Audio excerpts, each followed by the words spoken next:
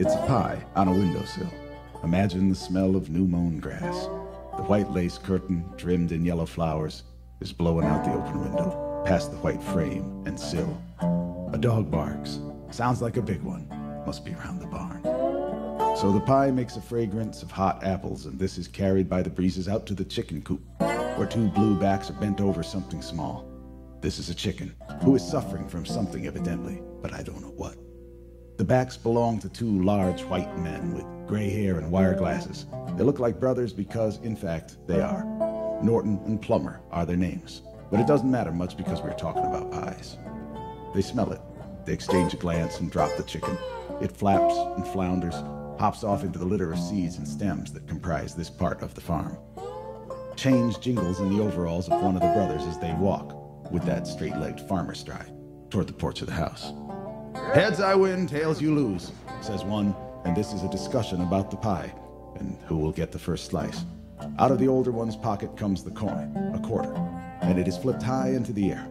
They watch it rotate against the clouds overhead. A nice day and cool, but not cold. The tree's almost bare. It is late October.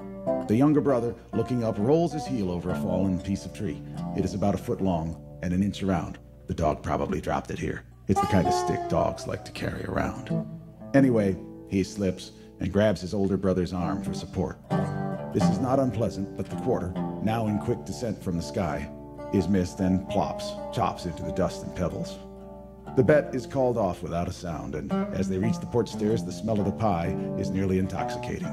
The sound of forks on plates rattles against the wood sound of the round kitchen table. A white-haired woman in a bright red and yellow flowered apron has anticipated the unannounced arrival of the big appetites of men. This is also good. Someday, she thinks, we may not. Be together is the missing part. She turns back from the table to the sound of boots and smells awful good in stereo from the porch door.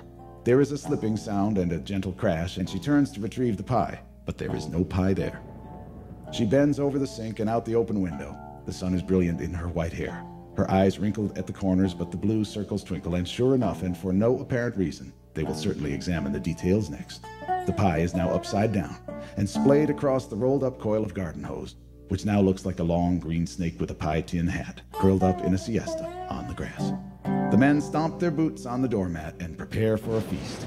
This is all in the framework of luck.